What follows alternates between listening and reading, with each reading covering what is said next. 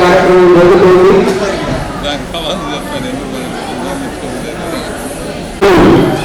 అన్నగారు రత్నశ్రీరావు కృష్ణదేవరాయల పాలనలో అత్యంత పవిత్రమైన ఏడాది పాడి పంటలతో ఆదాయ రాయలసీమ ఇది రాయలసీమ అత్యవసరమైనటువంటి కార్యక్రమం జరుగుతున్న ఈ గ్రంథాలు చాలా ప్రాధాన్యత సంతరించుకొని మా కళారత్న ప్రతి రచయిత గారు శ్రీ కళారత్న ప్రతి ఊళ్ళయ్య గారు అందులో విచ్చేసినటువంటి ఈ టీజీ కళాక్షేత్రం రూపశిల్పి మా మేధావి శ్రీ టీజీ వెంకటేశ్వరరావు రెండు తెలుగు రాష్ట్రాలలో రాయలసీమ వాణి వెలిగించడంలో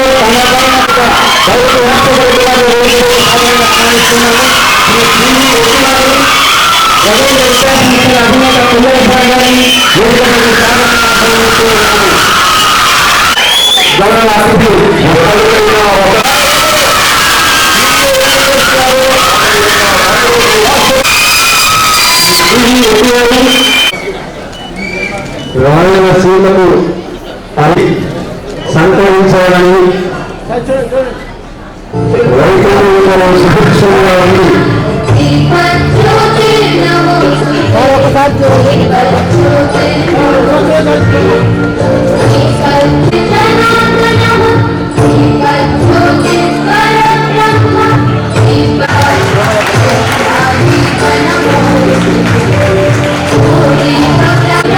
ప్రతించినట్టుగా ఇక్కడ రైతులు కష్టపడి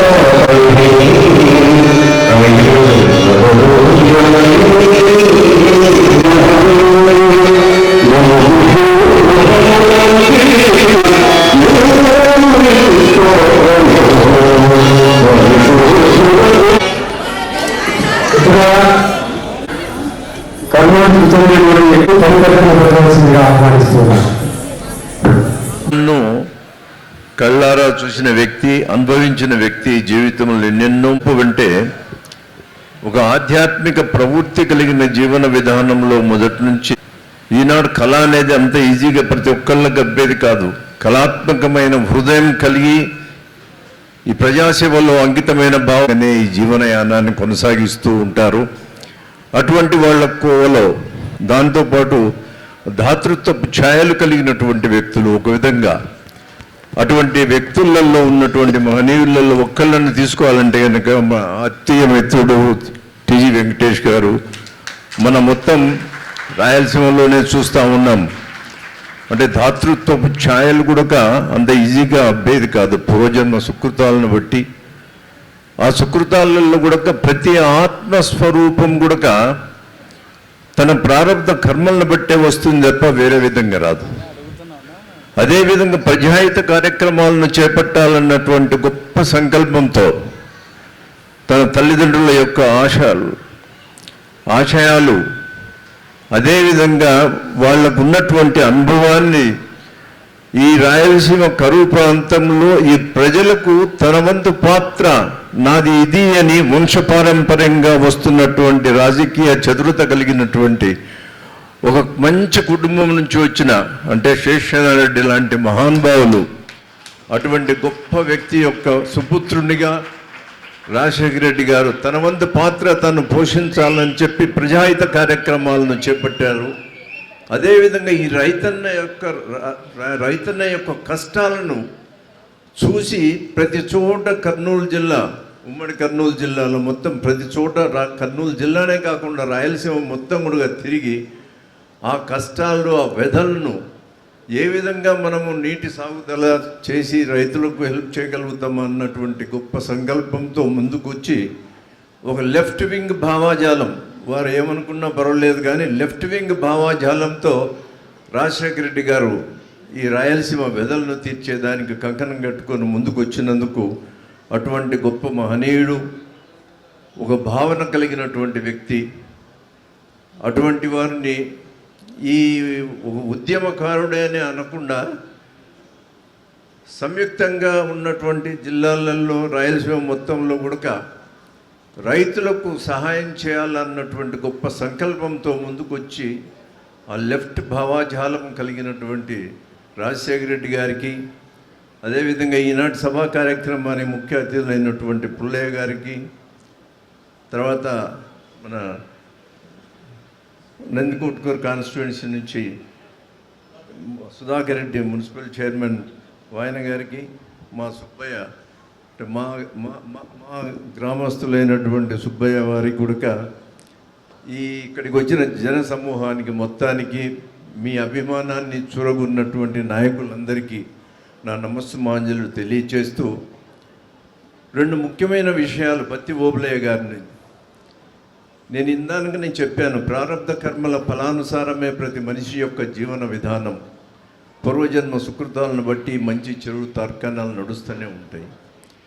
ఒక చిన్న కుగ్రామం పుల్లల చెరువు అనే గ్రామంలో తన ప్రయాణాన్ని కొనసాగిస్తూ ఎంతో కష్టతరమైనటువంటి బాధ్యతల మధ్య తన చదువును కూడా కంప్లీట్ చేసుకొని రోజుకు 15 కిలోమీటర్లు నడుస్తూ ఆ కొండ చర్యలలో ఉన్నటువంటి తన ప్రయాణాన్ని కొనసాగించి, అదేవిధంగా డిగ్రీ కంప్లీట్ చేసి, ఎంఏ కంప్లీట్ చేసి, పిహెచ్డి చేసుకొని తెలుగు సాహిత్యంలో గొప్ప పట్టు, ఆ సాహిత్యంలో పట్టు ఉన్న వాళ్ళు చాలామంది ఉన్నారు కానీ గ్రంథ రచయితలుగా ఉండేవాళ్ళు చాలా తక్కువ మంది. ఇది కూడా వాళ్ళకు డెస్టిన్డ్ ప్రోగ్రాంలో భాగం. ఆ గ్రంథ రచయితగా కూడా తనంతు శైలి వేరు, డిఫరెంట్ వేరు.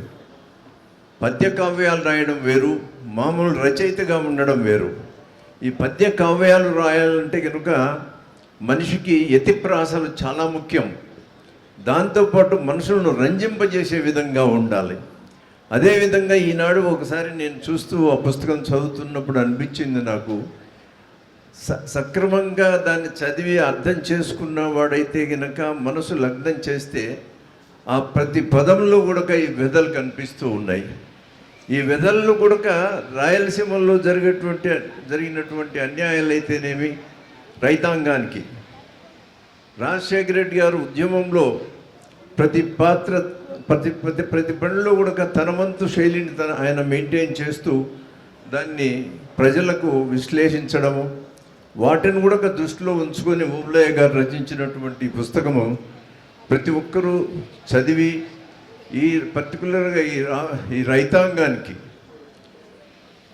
అవసరాలైనటువంటి ముఖ్యమైనటువంటి ప్రాజెక్టులు, నీరు, దాన్ని అందించడంలో ప్రభుత్వ వైఫల్యాల గురించి, దాంతోపాటు సక్సెస్ రేట్ ఎంతవరకు వచ్చిందా అని చెప్పి, ఏ ప్రభుత్వం ఉన్నా ఒకటే కానీ రైతు యొక్క వ్యధ ఈనాటికి కూడా మారలేదు. దాన్ని మనం ఆలోచన చేస్తే కనుక ఆ కష్టాలను కన్నీరు పరంగా వచ్చే విధంగా రాసినటువంటి రచయితను పత్తి ఓబులయ్య గారు నిజంగా చెప్పాలంటే ప్రకృతి ఇచ్చినటువంటి ముద్దు బిడ్డ మనందరికీ కూడా. దాంట్లో కూడా ఎంతో సంబంధాలు కలిగి ఎన్నో ఏళ్ల తరబడి నుంచి ఉన్నటువంటి బంధాన్ని పురస్కరించుకొని దానికి తగిన వ్యక్తి, తగిన యోగ్యుడు ఈ పుస్తకాన్ని వారికి అంకితం చేయడం అనేది సామాన్యమైన పనిగా చాలా గొప్ప విషయం. ఇది ఈ కాలంలో మనం చూస్తూనే ఉన్నాము. కృతజ్ఞతా భావన అనేది చాలా వరకు తగ్గిపోయిన రోజులు ఇప్పుడు.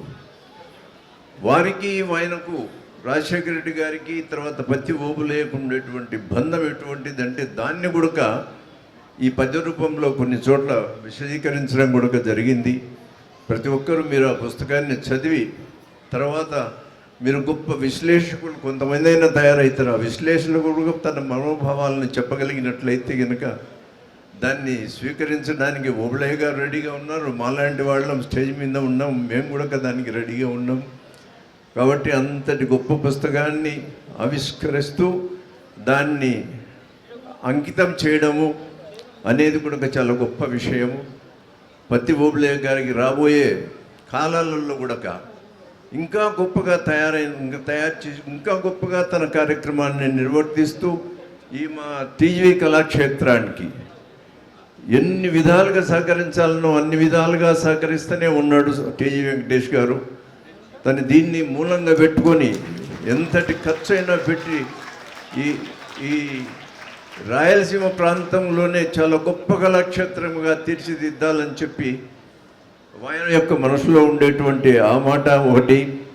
దాంతోపాటు ఇక్కడికి వచ్చినటువంటి పెద్దలందరి యొక్క మనస్సును బట్టి మీరందరి యొక్క ఆశీర్వాదాలు, ఇక్కడ వచ్చినటువంటి వక్తలే కాదు మీ అందరి యొక్క ఆశీర్వాదాలు కూడా పత్తి ఓబుళయ్యకు చాలా ముఖ్యమని తెలియజేస్తూ ఈ కార్యక్రమానికి వచ్చిన మీకు కూడా ధన్యవాదాలు తెలుపుతూ నెక్స్ట్ అంకితానికి రెండు కారణాలు ఉన్నాయి.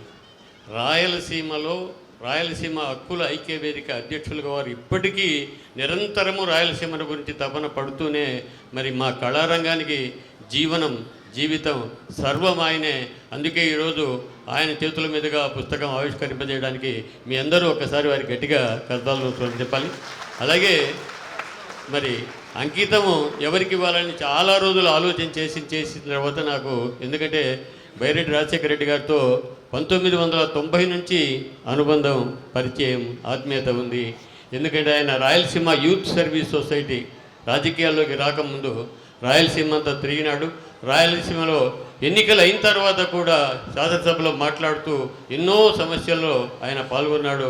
తర్వాత కూడా తిమ్మమ్మ మరిమాను అనంతపురం దగ్గర నుంచి ప్రతి ఊరు, ప్రతి పల్లె, ప్రతి మండలం తిరిగి పాదయాత్ర చేసి ఈ పుస్తకం అంకితం ఇస్తానంటే ఆయన ఎన్నో సూచనలు అందించినాడు. ఈ పుస్తకంలో ఏమేమి ఉండాలి అనేటువంటి అంశాలు ఇలా ఆయన సూచనలు చేసినాడు. కాబట్టి వీరిద్దరూ ఉంటే ఈరోజు ఈ పుస్తకానికి నిండుదనం వస్తుంది. రైతులు వాళ్ళ కన్నీరు, వాళ్ళ బాధలు మనం రాయలసీమలో చెప్పాల్సిన అవసరం లేదు. నేను కూడా 3 ఏళ్ల నుంచి నా పొలం పంట పండలేదు, వర్షాలు లేక, నీళ్లు లేక, ఇప్పటికీ కూడా లేదు. అందుకని నా చేతిలో ఉండేటువంటి పని అది రాసినాను. మరి వాళ్ళు దానికి ప్రోత్సహించి ఈ కావ్యానికి వారిద్దరూ నాకు అన్ని విధాలుగా సహకారం చేసినారు. వారిద్దరికీ మీరందరూ ఒక్కసారిగా అభినందనలు చేసి పెద్దల టీజీ వెంకటేష్ గారు ఆవిష్కరిస్తారు.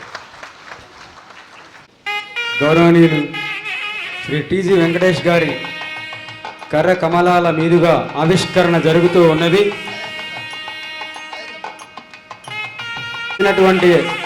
నేత శ్రీ టీజీ వెంకటేష్ గారు, రైతుల కోసం పాదయాత్ర చేసినటువంటి నేత శ్రీ బైరెడ్డి రాజశేఖర రెడ్డి గారు ఇరువురు ఈ పుస్తకాన్ని ఆవిష్కరిస్తున్న వేళ గట్టిగా చప్పట్లు. సీమ రైతు కన్నీటి వ్యత భారతదేశమంతటా వినిపించేటట్లుగా ఈరోజు ఈ కావ్య ఆవిష్కరణ జరుగుతూ ఉన్నది.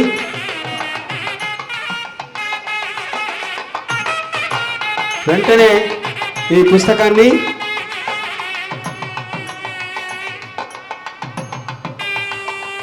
రచయిత శ్రీ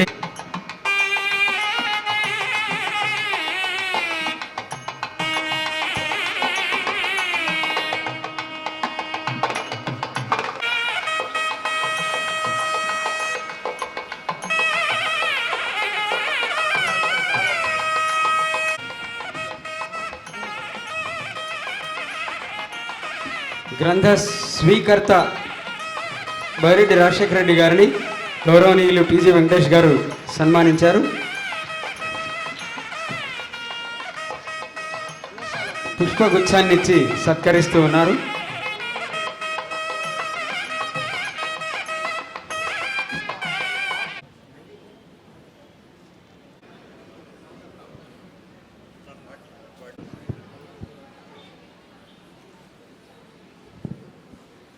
ఈరోజు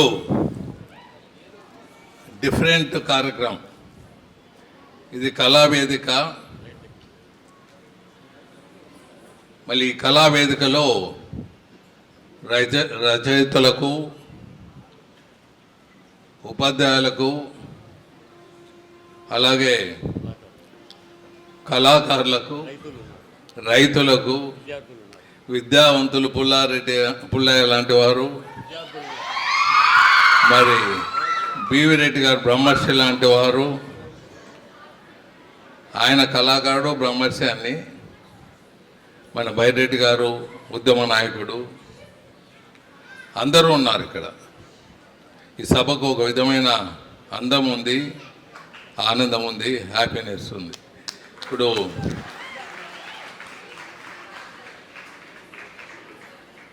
రెండు విషయాలు అంటే బివి రెడ్డి గారు అన్నీ మా ఓబులే గురించి చెప్పేశాడు, పెద్దగా నేను చెప్పేది ఏమీ లేదు. ఓబులే కూడా రైతు అని బొమ్మ వేసుకున్నాడు, చాలా చక్కగా ఉన్నది. ఈయన కళాకారుడు కదా, అన్ని కళలో ఉంటాడు. మళ్ళీ అది కళనో లేకపోతే నిజంగా రైతు నాకు తెలియదు, కానీ రైతు అని ఆయన చెప్పుకున్నాడు కాబట్టి ఆయన ఒప్పుకుంటాం. నేను సో నిజంగానే రైతు, అందుకే చెప్తున్నా. మీ ఊరేనా? సో కన్ఫర్మ్ చేస్తున్నావు పోలీస్ ఆఫీసర్. ఓకే, ధన్యవాదాలు. మా కళాకారునిగా పరిచయము, ఉపాధ్యాయునిగా పరిచయము, మీడియా రిప్రజెంటేటివ్గా మీడియాలో ఉండేవాడు ఈనాడులో, దాంతో పరిచయము. మరి ఎన్నో కళలకు కల్పిన ఆవిర్భవించిన మన ఓబులే గారు. ఓబులే గారు సుపరిచితులు, ముందు నుంచి ఎంతో స్నేహంగా ఉంటూ ఈ కళాక్షేత్రాన్ని నాకు తోడు వాదోటుగా ఉంటూ ఇటువంటి కార్యక్రమాలు నిర్విఘ్నంగా చేసేదానికి ఓబులే గారు నిరంతరం కృషి చేస్తూ మరి ఎన్నో అవార్డులు తెచ్చేదానికి కళాక్షేత్రకు, తనకు, తన సహచరులకు అవార్డులు తెచ్చే దాంట్లో ముందు ఉన్నాడు. రాయలసీమ ప్రాంతం ఒక రత్నాల సీమగానే కాదు, కళలకు పుట్టిన ఇల్లు కూడా. అలాగే మనకు రాయలసీమలో అన్ని ప్రాంతాల్లో చెరువులు ఉండేది, నీటి సమస్య అనేది లేదు, ఉండకుండా ఉండేది. మరి ఆ నీటి సమస్యలంతా వచ్చాయి కాబట్టి మనం రత్నాలసీమ రాయలసీమగానే ఉండిపోయింది. సో దాని గురించి చక్కగా పుస్తకాన్ని పద్య రూపంలో రాశారు. ఈరోజు బైరెడ్డి గారు వచ్చారు, మరి పుల్లయ్య బివి రెడ్డి గారు వచ్చారు. మరి బైరెడ్డి గారికి అంకితము ఈరోజు చక్కటి నిర్ణయము.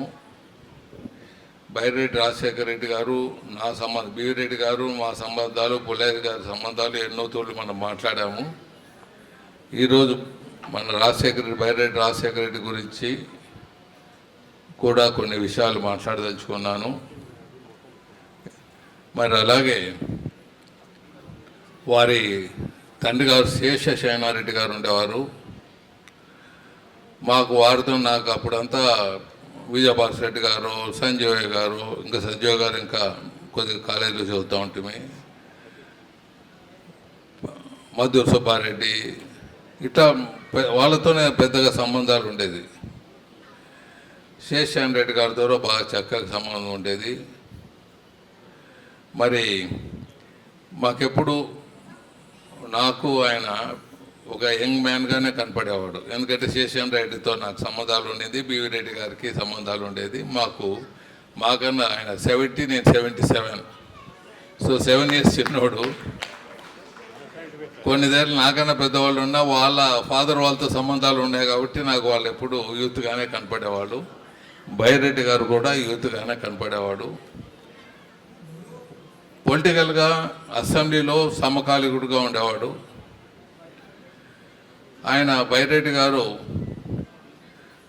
పుస్తకాలంతా తినేస్తాడు, ఎంత చదువుతాడంటే అంత బుక్కులు తీసుకొని చదువుతుంటాడు. ఆయన కూడా గుర్తుందా, అసెంబ్లీలో కూడా బుక్కులు తెచ్చుకొని ఫ్రీ టైం, పనికిరాని టైం ఉంటే అది బుక్కులు చదువుకుంటూ ఉండేవాడు. జ్ఞాని, చాలా తెలివైన వాడు, చాలా రైతుల కోసం ఎప్పుడూ తపరిస్తుంటాడు. మరి ఆయనకు నాకు తేడా ఏమంటే ఇద్దరు ఉభయులు కూడా ఈ ప్రాంతాన్ని అభివృద్ధి చేయాలి, ఈ ప్రాంతాన్ని సస్యశ్యామలు చేయాలి, ఈ ప్రాంతాన్ని ప్రతి పట్టణంలోనూ రైతులు, పరిశ్రమలు, అగ్రికల్చర్లు అన్ని సమగ్రంగా ఉండి మరీ రత్నాల సీమగా వెలుగొందాలని ఇద్దరి ఉభయులు మనస్సే కాకుండా ఇద్దరి ఉద్యమాలు కూడా అలాగే ఉంటాయి. తేడా ఏమంటే, డిఫరెన్స్ ఏమంటే, నేను శెట్టి గారు నా స్టైల్ వేరే ఉంటుంది, ఆయన రెడ్డి గారు స్టైల్ వేరే ఉంటుంది. స్టైల్ వేరే కానీ ఉభయల ఉద్యమాలు ఒకటే. ఉభయల ఉద్యమాలు రాయలసీమ ప్రాంతం సస్యశ్యామలంగా ఉండాలి, డిఫరెంట్ రూట్లో. రాయలసీమ హక్కుల ఐక్యవేదిక కోసం పోరాడుతున్నాం. అదే టైంలో బైరెడ్డి గారు కూడా ఇంకా కొద్ది ముందు రాయలసీమ సపరేట్ ఉండాలి అని కూడా ఆయన ఉద్యమాన్ని మొదలుపెట్టారు. మా ఇద్దరు కొద్దిగా అభిప్రాయ భేదాలు ఉండేది. దీంతో ఇంక పెద్దగా ఏం లేదు, మా ఇద్దరు పర్సనల్గా ఏమి లేవు. ఇద్దరు స్నేహితులము, ఇద్దరు ఏకాభిప్రాయంతో చాలా విషయాల్లో ఉంటాము. కానీ దీంట్లో మాత్రం రాయలసీమ సపరేట్ అనేది, రాయలసీమ హక్కుల పోరాటం అనేది, రాయలసీమ సపరేటు అనేది ఏమవుతుందంటే మనం అన్ని ప్రాంతాల కన్నా వెనకబడి ఉన్నాం. కర్నూలు పార్లమెంటు చూసుకుంటే, ఈ కర్నూలు పార్లమెంట్ చూసుకుంటే మన నీళ్ళంతా కిందికి పోతాయి, మనకు నీళ్ళు లేదు. మా పెద్ద తుమ్మల ముందు మా తాత వాళ్ళ ఊరు, మేము ఉండే ఊరు, మా తాతలు ముత్తాతలు ఉండే ఊరు, కెనాల్ పోతుంది కానీ కెనాల్లో నీళ్లు వాడుకోనేకి లేదు. కెనాల్ కింది భాగానికి ఇస్తారు, కెనాల్ విలేజ్ మీద ఉంటుంది. ఇలాంటి పరిస్థితి మనకు ఎల్ఎల్సి ఉంది. అక్కడ కర్ణాటక వాళ్ళు కొట్టుకోపోతారు, నీళ్ళు ఇక్కడికి రావు. సో మనం అన్ని ప్రాంతాల కన్నా వెనకబడి ఉన్నాం. రాయలసీమ ప్రాంతం సపరేట్ అయితే అభివృద్ధి చెందేకి అవకాశాలు ఉంటాయి, అభివృద్ధి చెందకుండా చెడిపోయేదానికి కూడా అవకాశాలు ఉంటాయి. మనకేమవుతుందంటే ఈ ప్రాంతంలో విడిపోవాలనేది చాలా కష్టమైన పరిస్థితి. రాయలసీమ ప్రాంతం మనకు 2 నాయకులు ఉన్నారు మేము ఉద్యమాలు మొదలుపెట్టినప్పుడు. ఒకటి రాజశేఖర రెడ్డి గారు, ఇక్కడ చంద్రబాబు గారు. మొత్తం ఆంధ్ర, తెలంగాణ, రాయలసీమ అన్ని పరిపాలించే 2 నాయకులు అక్కడ ఉన్నారు. 2 నాయకులు రాయలసీమకు సంబంధించిన వాళ్ళు. వాళ్ళని కాదని, ఉభయలను కాదని, ఎందుకంటే ఉభయలు ఇక్కడ రాయలసీమలో ఏమంటే అటాచ్మెంట్ పబ్లిక్. ఇక్కడ ఇండివిజువల్గా అలా ఆలోచించి కరెక్టు నిర్ణయించే చాలా తక్కువగా ఉంటాయి. ఒకరు జనాలంతా, ఒకరు రాజశేఖర రెడ్డి గ్రూపు, ఒకరేమో చంద్రబాబు గారి గ్రూపు. ఈ ఉభయలు ఉన్నప్పుడు మా శెట్టి గారు ఆలోచన, ఇది రాయలసీమ త్వరగా రాదు సపరేటు, అట్లీస్ట్ హక్కుల కోసం పోరాడతామని హక్కుల కోసం పోరాడి ముందుకు పోవటం నేను జరిగింది. ఆయన రాయలసీమ సపరేట్ అని అలా అంటే అట్లీస్ట్ డిమాండ్స్ కొన్ని సక్సెస్ చేసుకోవచ్చని ఆయన ముందుకు పోయారు. ఇద్దరు అభిప్రాయాలు ఏకాభిప్రాయంగా ఉన్న మాది శెట్టి గారి స్టైల్లో, ఆయన రెడ్డి గారి స్టైల్లో ముందుకు పోవటం జరిగిందని తెలియజేస్తున్నాను. ఇక రాయలసీమ హక్కుల ఐక్యవేదిక పోరాడేటప్పుడు సమైక్యాంధ్ర కూడా రావటం జరిగింది. తెలంగాణ సమైక్యాంధ్ర ఉద్యమాన్ని శ్రీకారం చుట్టినోడు నేను. కేసీఆర్ గారు, నేను, సాంఘి గారు ఒక రూమ్లో ఉంటే, మేము ఆఫీస్లో వాళ్ళ రూమ్లో ఉండి ఏదో టీ తాగుతూ, ఆయన అప్పుడు డిప్యూటీ స్పీకర్గా ఉండేవాళ్ళు. నేను ఇంకా ఉండను, పార్టీని విడిచిపెట్టేసి నేను తెలంగాణ ఉద్యమం తీసుకొని వస్తాను అని. నువ్వు తెలంగాణ ఉద్యమం తీసుకొని వస్తే మేము రాయలసీమ ఉద్యమం తీసుకొని వస్తాను చూడు అని అన్నా నేను. అంటే ఆయన అన్నది ఇదే విశ్లేషణ చేశాడు. మీ దాంట్లో ఆ ఇద్దరిని విడిచిపెట్టి రాయలసీమలో వచ్చేవాళ్ళు చాలా తక్కువగా ఉంటారు, మా పక్క ఉద్యమం నడిపేదానికి ఎక్కువగా ఉంటారు, సరే అని సాంఘి గారు అక్కడ విట్నెస్ అన్నమాట. సాంఘి గారి దగ్గరే రూమ్లో కూర్చున్నారు. రారు మీ పక్క, కష్టం ఇక్కడ జరగటం. ఎందుకంటే ఆ 2 నాయకులు రాయలసీమకు సంబంధించిన వాళ్ళు. 2 నాయకుల్ని మేము పోరాడుతున్నాము. రాయలసీమ కూడా చాలా పూరెస్ట్ ప్లేస్ నాకు తెలుసు. మరి పూరెస్ట్ ప్లేస్ అయితే మళ్ళీ రాయల్ తెలంగాణ ఉద్యమం చేస్తావా? తెలంగాణ ఉద్యమం అంటే రాయల్ తెలంగాణ ఉద్యమం చేస్తే మళ్ళీ వీళ్ళే నాయకులు అక్కడ వస్తారు కదా తెలంగాణ, వాళ్ళ కోసమే మేము ముఖ్యమంత్రులు ఉండాలా, మా ప్రాంతాన్ని నుంచి ఉండాలి కదా, మళ్ళీ మిమ్మల్ని ఎలా కలుపుకుంటాము అని తమాషగా ఆయన చెప్పడం జరిగింది. ఇది చాలామందికి తెలియని హిస్టరీ, కొన్ని తూళ్ళు చెప్తుంటే బాగుంటుందని మీకు తెలియజేస్తుంటాను. చరిత్ర అనేది కొన్ని తూళ్ళు మాట్లాడగలుగుతాం, కొన్ని తూళ్ళు ఇటువంటి పెద్దలు బుక్కుల్లో రాస్తాం, కొన్ని తూళ్ళు వాళ్ళు మీటింగ్లో చెప్పేటప్పుడు కొద్దిగా తెలుసుకుంటే బాగుంటుంది. సమైక్య ఆంధ్ర ఉద్యమాన్ని మొదలుపెట్టాం. అప్పుడు రాజగోపాల్, నేను ఉద్యమం మొదలుపెట్టాక ఆ రాజగోపాల్ గారు ఎంపీ గారు ఇక్కడ కర్నూలుకు వచ్చారు. మా ఇంటికి వచ్చినప్పుడు TV9 పట్టుకుని సమైక్య ఆంధ్ర కోసం పోరాడని ఆయన 5 ఏళ్ళ తర్వాత ఆయన ఉద్యమంలో దింపాను నేను. తర్వాత మేధావుల శ్రీనివాసులు ప్రత్యేక ఆంధ్ర రాష్ట్రం అని బుక్ రాశాడు. నాయన ప్రత్యేక ఆంధ్ర రాష్ట్రం కాదు, నువ్వు నా బుక్ రిలీజ్ చేసేకి వచ్చినావు, నేను చేయను, నువ్వు సమైక్య ఆంధ్రకే పోరాడని ఆయనే మళ్ళీ సమైక్య ఆంధ్రాకి తీసుకుని వచ్చాం. ఈ విధంగా ప్రతి జిల్లాలో ఆఫీసులు పెట్టడం, కోట్లాది రూపాయలు ఖర్చు పెట్టడం, కానీ సమస్య తీరబడదు. సో సమైక్య ఆంధ్ర, రాయలసీమ హక్కులు రెండు కలిపి పోరాడుతూ వచ్చాను. ఒక బుక్ రాపిచ్చాను నేను, స్టాటిస్టిక్స్ అన్నీ తీసాము, కృష్ణా కమిటీ కూడా ఇచ్చాము. ఏమి ఇచ్చినామంటే మనది ఫస్ట్ డెవలప్డ్ ప్లేస్ వచ్చి తెలంగాణ, సెకండ్ ఆంధ్ర, థర్డ్ రాయలసీమ. మరి ఉద్యమాలు మీరు ఎట్లా చేస్తారు, వెనుకబడిన వాళ్ళని ఉద్యమాలు చేస్తే మేము చేయాలి, రాయలసీమ వాళ్ళు మీరు ఎట్లా చేయాలని పోరాటం జరిగింది. చాలా సంవత్సరాలు పోరాటం, చాలా ఇది చేసాం. అక్కడ కాంగ్రెస్ బీజేపీ కలిసి ఇద్దరు నేషనల్ పార్టీస్, వాళ్ళిద్దరూ అనుకున్నదే జరుగుతుంది. మేమే ఏం చెప్పినా కప్పగంతుల కింద ఉంటుంది, మా ఉద్యమాలంతా కప్పగంతులుగానే ఉంటుంది. సో ఆ విధంగా ఎంతో కష్టపడి ఎంతో టైం వేస్ట్ చేసుకుంటూ ఉద్యమం చేస్తాం. దీంట్లో ఎందుకు చెప్తానంటే ఉద్యమాలు సమైక్య ఆంధ్ర అనేది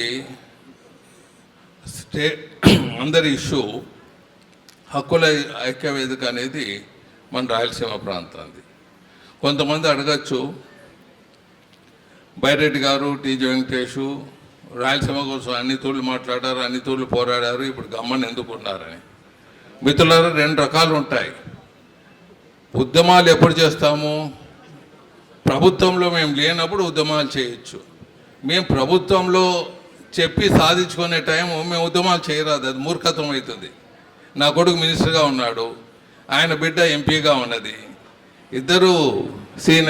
ఇద్దరు రాష్ట్ర ప్రభుత్వంలో తెలుగుదేశం పార్టీలో మమైకమై ఉన్నారు, లీడర్షిప్లో ఉన్నారు. మేము ప్రభుత్వంలో ఉన్నప్పుడు మేము ఉద్యమాలు చేయటం పిచ్చి మాటలుగా ఉంటాయని మీకు తెలియజేస్తున్నాం.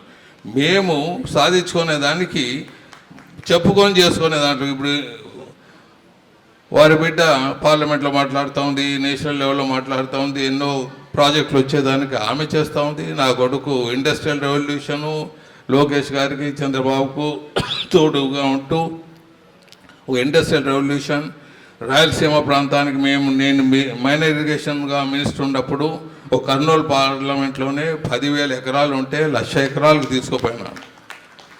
చుట్టూ అంటే నీళ్లు తాగే కూడా లేని ప్రాంతం, చుట్టూ నది ఉంది కానీ మనకు నీళ్లు తాగేదానికి లేదు. ఇలాంటి పరిస్థితి మనకు విలేజెస్ కానీ ఇవి కానీ అన్నిటికీ నీళ్లు తాగేవి కాకుండా లిఫ్ట్ ఇరిగేషన్ ప్రతి పల్లెకి ఇప్పించాను, ఎక్కడెక్కడ పాసిబిలిటీ ఉందో.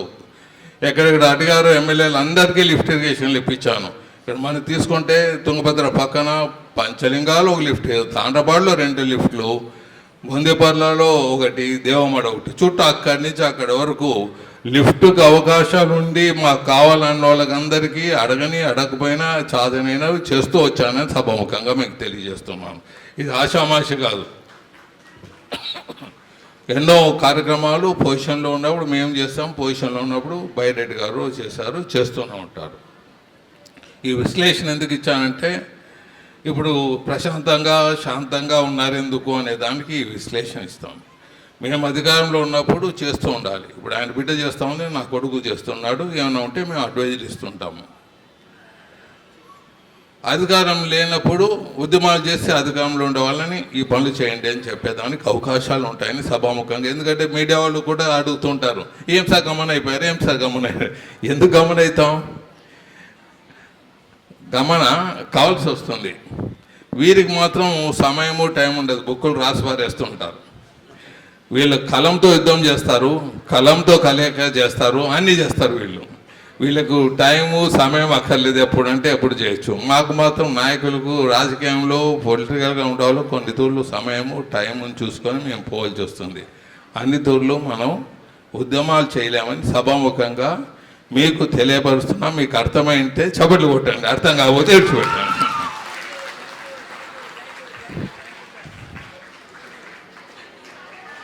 ఆయనకు భగవంతుడు ఆయనకి ఇచ్చాడు, బి రెడ్డికి ఇచ్చారు, పుల్లయ్య గారికి ఇచ్చారు, మాకు ఇచ్చారు. మాకేముంటుంది? భగవంతుడు బ్రహ్మాండంగా ఇచ్చాడు. మాకు జీవితంలో ఏదైనా ఈ ప్రాంతానికి చేసి, జీవితం ఉన్నంత లోపల ఏదైనా ఈ ప్రాంతానికి చేసి ఉండే విధానంలో ముందుకు పోతాము. దాంట్లో ఏమీ తేడా ఉంటుందని సభాముఖంగా తెలియజేస్తున్నాను. సో ఇక్కడ ఉండే వాళ్ళందరికీ, స్టేజ్ మీద అలంకరించిన వాళ్ళకి కానీ, ఇక్కడ ఉండే వాళ్ళకి కానీ, మన ప్రాంతాల్లో ఎంతో డెవలప్ అయ్యేదానికి అవకాశం ఉంది. సోలార్ విండ్ పవరు ఇక్కడ వేస్తే మనకు టోటల్గా వేస్తే మొత్తం ఈ సౌత్ ఇండియాకి 5 గంటలు పవర్ ఇచ్చేంత కెపాసిటీ మనకు ఉంది అన్నమాట. దాని విషయంలో ఢిల్లీలో ఎన్నో తూర్లు సోలార్ ప్లాంట్లు విండ్ పవర్ మీద ఫైట్ చేయటం జరిగింది, దాని విధంలో కన్విన్స్ చేయటం జరిగింది. అలాగే గుండ్రేవుల ప్రాజెక్టు, సిద్ధేశ్వరం ఆయన కొట్లాడాడు, నేను కొట్లాడాను. నేను మినిస్టర్గా ఉన్నప్పుడు, ఇరిగేషన్ మినిస్టర్లో ఉన్నప్పుడు గుండ్రేవులు సర్వే చేసేదానికి కూడా ఒప్పుకోలేదు ప్రాజెక్టుకు. నా రిజిగ్నేషన్ తీసుకొని పోయి కిరణ్ కుమార్ రెడ్డికి ఇచ్చాను, నాకు మంత్రి వద్దు ఎందుకంటే అడ్డం చెప్తున్నారని. అప్పుడు ఆ గుండ్రేవుల ప్రాజెక్టుకు లేదు చెప్పి సర్వే చేపిస్తామని సర్వే చేయటము, మరి చంద్రబాబు గారు అనౌన్స్ చేయటం, బైరెడ్డి గారు, మేము, మిగతా మిత్రులు చేసిన ఉద్యమానికి అది సఫలీకృతం కావటం. అది ఇప్పుడు తెలంగాణ విభజన అయింది, మళ్ళీ తెలంగాణ వాళ్ళు కూడా కోఆపరేట్ చేయాలి ఆ ప్రాజెక్ట్ రావాలంటే. అలాగే సిద్ధేశ్వరం ప్రాజెక్ట్ ఒకటి ఇక్కడ ఉంది. మీకు చెప్పాను, ఇక్కడి నుంచి నీళ్లు పోతూనే ఉంటాయి మనకు కింది భాగానికి, మనకు ఉండవు నీళ్లు. మన కర్నూలు పార్లమెంట్ నుంచి ఎక్కడికి పోతుంది? కర్ణాటక, తెలంగాణకు పోతుంది, ఆంధ్రాకు పోతుంది, తమిళనాడుకు పోతుంది, రాయలసీమకు వస్తుంది దిగువ భాగంలో. మనకు మాత్రం నీళ్ళు కాలం కరువు కాలంగా ఉంటుంది, మన మీద పోయే నీళ్ళంతా. మరి అప్పుడు ఉమ్మడి జిల్లా ఉన్నప్పుడు శ్రీశైలానికి 30,000 ఎకరాల పైన మన రైతులు ఇవ్వటం జరిగింది. మన వాళ్ళు సాక్రిఫైస్ చేశారు, మనకు కూడా నీళ్ళు అవసరం. ఏమన్నా చేశారంటే తెలుగు గంగా ఇలాంటివంతా కొద్దిగా ఎన్టీ రామారావు గారు చేశారు, ఇప్పుడు చంద్రబాబు గారు చేస్తున్నారు, అందరి నీవా ఇవంతా. ఆ మినిస్టర్గా ఉన్నప్పుడు కొన్ని బిల్స్ కూడా పాస్ చేయడం జరిగింది. ఏమంటే దిగువ భాగంలో అందరి నీవా పోయేటప్పుడు దిగువ భాగంలో ఏది ఉంటే ఎవరో నీళ్ళు ఇవ్వాలి, ఆ కెనాల్ పోయేటప్పుడు దిగువ భాగంలో ఉండే వాళ్ళందరికీ ఇవ్వాలని. అది కొద్ది వరకు మేము ఉన్నప్పుడు చేశాము, సఫలీకృతం కొద్ది వరకు అయింది, ఇంకా సఫలీకృతం చేయాలి. కెనాల్ పోయేదారిలో దిగువ నీళ్లు అంటే మళ్ళీ పంపు చేయకుండా ఇచ్చేవంతా వాళ్ళకి నీళ్లు తాగేదానికి కానీ ఇరిగేషన్ కానీ ఇచ్చే తీరాలనేది అది ఎప్పుడూ ఉద్యమం చేస్తుంటే ముందుకు బాగుపడుతుందని తెలియజేస్తున్నాను. ఇంకా బైరెడ్డి గారు మీకు చెప్పాను, బుక్కులు చదివేది కాకుండా ఆయన మేధావి, ఇంకా ఎక్కువ రాయలసీమ గురించి చెప్పేదానికి అవకాశాలు ఆయనకు దండిగా ఉంటాయి రాయలసీమ ప్రాంతంలో. ఎందుకంటే ఆయన మేధావి కాబట్టి సబ్జెక్టు విపులీకరిస్తాడు. ఇంకొకటి సిద్ధేశ్వరం ప్రాజెక్టు తీసుకుపోయి నేను ఎంపీగా రాజ్యసభగా ఉన్నప్పుడు ఇక్కడ ఐకాన్ బ్రిడ్జ్ ఒకటి కడుతున్నారు. ఆయన మినిస్టర్ గారు చాలా ఇష్టం ఆయనకు ఆ బ్రిడ్జ్ కమ్ చెక్ డ్యామ్ మాది కట్టేదానికి. ఆయన ఏమన్నాడు, మహారాష్ట్ర అంతా నాకు ఉన్నప్పుడు నాకు అవకాశాలు కొట్టిపారేశాను, దీన్ని కూడా కొద్దిగా ఎత్తు చేసి నీళ్ళు నిలబెట్టి ఈ ప్రాంతం అంతా నీళ్లు చేసుకొని సెమీ బ్రిడ్జ్ మాది తయారు చేస్తామని అన్నాడు. దాంట్లో బైరెడ్డి గారు ఆ సిద్ధేశ్వరం మాదికి తీసుకురావాలని చాలా పాటుపడ్డాడు. కానీ దురదృష్టవశాత్తు అప్పుడుండే ప్రభుత్వము రికమెండ్ చేయలేదు. ఆయన సెంట్రల్ మినిస్టర్ ఏమిటంటే మాకు రికమెండేషన్ వస్తే స్టేట్ నుంచి ముందుకు పోతాం, వాళ్ళు రికమెండ్ చేయకుండా వాళ్ళు పార్టిసిపేట్ చేయకుండా ఉంటే మేము ఏమి చేయలేము, కావాల్సిన స్టేట్ గవర్నమెంట్ అని ఆయన చేతగాక అట్లీస్ట్ ఈ బ్రిడ్జ్ వస్తామని చేసుకోండి అని చెప్పడం జరిగింది. ఆయన పాపం చాలా కష్టపడ్డాడు మన బైరెడ్డి గారు, దానికి తోడుగా మేము ముందుకు పోయినాము. కానీ అది సఫలీకృతం కాలేదు. సిద్ధేశ్వరము గుండ్రేవులు అనేది మనకి ఎప్పుడైనా అది మనకు అదృష్టంగా భావించవచ్చు, ఎప్పుడైనా అది సాధించాలి మన జీవితంలో. అది ఆ అదృష్టం మాకు కలుగుతుందో లేదో చూస్తాం. మన రిక్వెస్ట్, మన పోరాటం ఎప్పుడు ఉంటుందని తెలియజేస్తూ సెలవు తీసుకుంటున్నాను. ధన్యవాదాలు. Good luck, good day.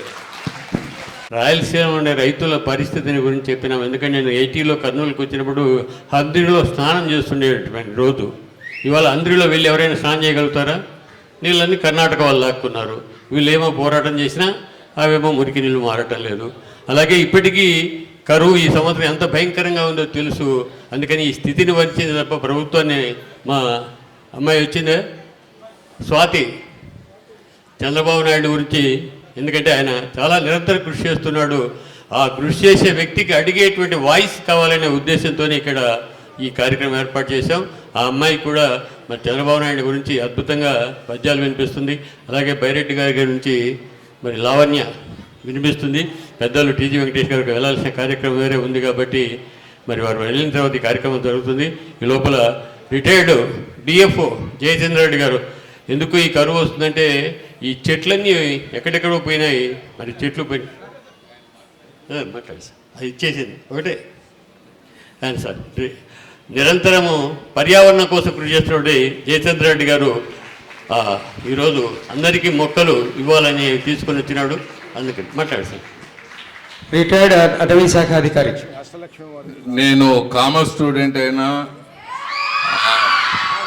Agriculture అంటే చాలా ఇష్టం మాకు. అప్పుడు మా తాత వాళ్ళు ఉన్న 3000 ఎకరాల భూమి ఉండేది. గ్రాఫ్టింగ్ అంతా నేను నేర్చుకున్నాను. ఎక్కడ చూడు నేను ఎక్కడ ఉంటే అక్కడ గ్రీనరీ ఉంటుంది చుట్టుపక్కల. అది నాకు అభిమతము. వీళ్ళు ఈరోజు ఇస్తున్న చెట్టు గుర్తుగా పెట్టుకుంటానని తెలియజేస్తూ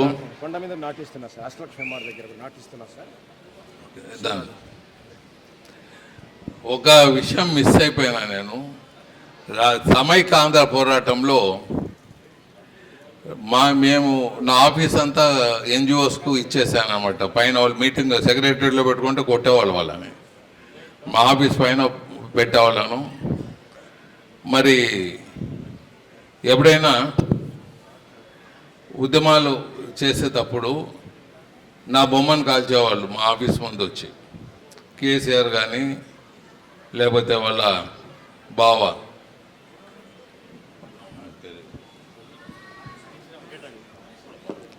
కేసీఆర్ గారు కుమారుడు మరి హరీష్ రావు గారు వారు వచ్చేవాళ్ళు. వాళ్ళు కేటీఆర్ హరీష్ వచ్చి వాళ్ళకి మాకు ఇరిగేషన్లు, ఎందుకంటే అక్కడంతా డ్యామ్ ఇవి ఉండేవి, ట్యాంకులు ఉండేవి. మొత్తం తెలంగాణలో మ్యాక్సిమం ట్యాంకులు అన్నమాట. అది శాటిలైట్ ఫిలిం ద్వారా శాటిలైట్ చేసి డ్యామ్ నుంచి కెనాల్ నుంచి చెరువులు నింపే ప్రక్రియని ఒక గ్రాఫ్ వేపించి చెరువులు ఎక్కడైనా ఆక్యుపై చేసి ఉంటే పౌలు కొట్టేది కూడా అప్పుడు మొదలు పెట్టాను నేను. అంటే చెరువులను ఆక్యుపై చేసి ఉండేది. కొన్ని పౌలు కొట్టాం, అంత రోజులు ప్రభుత్వం అయిపోయింది. దాంట్లో విషయం ఏమంటే అక్కడ వచ్చి పనులు చేయించుకుంటూ నా బొమ్మను కాల్చి మా ఆఫీస్లో వచ్చి పైన లంచ్ చేసుకొని నాకు అడ్వైజ్ ఇచ్చేవాళ్ళు. సార్ మీరు బూట్లు, కోటు, మరి ఇవన్నీ టై ఇవంతా మీ బొమ్మ కాల్చి అంటే మాకు కాస్ట్లీ అవుతుంది, మీరు సింపుల్గా రావచ్చు కదా, మీ బొమ్మను మాకు కాల్చాలంటే మాకు ఇబ్బంది అవుతుందని వచ్చి తమాషగా మాట్లాడాడు. ఎందుకు చెప్తానంటే ఉద్యమాలు వేరే, ఇంటర్నల్ ఫైట్ వేరే, పర్సనల్ రిలేషన్ ఈజ్ డిఫరెంట్ అని మీకు సభాముఖంగా తెలియజేస్తున్నాను. అంతేకాకుండా హరీష్ రావు కొత్తగా నేను సమైకాంధ్ర ఉద్యమాలు మొదలుపెట్టినప్పుడు కూకట్పల్లిలో పెద్ద మీటింగ్ పెట్టాం. మీటింగ్ పెడితే నాకు తెలిసిందే వాళ్ళు తెలంగాణలో టీఆర్ఎస్ వాళ్ళు తెచ్చి ఆ మీటింగ్ని చెడగొట్టి కొట్టాలని చూశారు. సరే దానికి మన రాయలసీమ వాళ్ళు మేము తయారైపోయినాము. శ్రీనివాస్ కూడా చెప్పాము, సరే తయారై మేము రెడీ అయిపోయినాం. ఇట్లా మీటింగ్ మొదలు పెట్టేదే వాళ్ళు నా టేబుల్ లాగేశారు, నా మైక్ లాగేశారు. ఇంకా మా మీద దాడికి రెడీ అయ్యేటప్పుడు మేము ఇట్లా కన్సాగి చేసాము. వాళ్ళని పిచ్చిగా కొట్టి పంపించడం జరిగింది తెలంగాణలో. మా మీటింగ్లో, తెలంగాణలో చేస్తున్న మా సమైకాంధ్ర మీటింగ్లో. తర్వాత హరీష్ రావు పోలీస్ స్టేషన్కి పోయాడు. పోలీస్ స్టేషన్కి పోయి రక్తం వస్తాము చూడు, మా వాళ్ళంతా ఇట్లా గాయాలు చేశారు, క్రిమినల్ కేసు పెట్టాలా అన్నాడు. ఓకే, క్రిమినల్ కేసు పెట్టండి, నాకేం అబ్జెక్షన్ లేదు. కానీ మీ ఉద్యమం ఈరోజు జీరో అయిపోతుంది. రాయలసీమ వాళ్ళు వచ్చి మిమ్మల్ని కొట్టారు, మీ సభలో మీరు పరిగెత్తిపోయినారు అంటే మీ క్రిమినల్ కేసు పెట్టుకుంటే సార్ మీరంతా ఇట్లే చేస్తారని చెప్పేసి కేసు పెట్టుకోకుండా వెళ్ళిపోయాడు. ఇది జరిగిన సంగతి అని సమైకాంధ్రలో జరిగిన విశేషాలు కొన్ని మీకు చెప్తున్నాను. ఇంకా చాలా ఉన్నాయి, ఎప్పుడైనా సమయం చూసుకొని మిగతా విషయాలు కూడా మాట్లాడతాం. ధన్యవాదాలు. గౌరవం. పాదయాత్ర మొదలుపెట్టిన నాయకుడు శ్రీ బైరెడ్డి రాజశేఖర రెడ్డి గారు ప్రసంగిస్తారు. బైరెడ్డి గారు మాట్లాడేటప్పుడు వినాలి. ఉద్యమం వెనుక రాయలసీమ చెప్పేటప్పుడు అనుకో మీరు వినలేరు.